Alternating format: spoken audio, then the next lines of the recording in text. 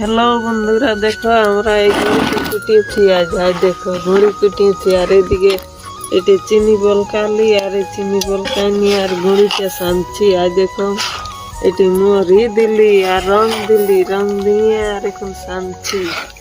সানি আর দেখো একজনে ছাড়ছে আর একজনে এখন উঠাবো। দেখো তোমরা কে কেমন করে বানাই চিনির পিঠে কমেন্টে জানাও।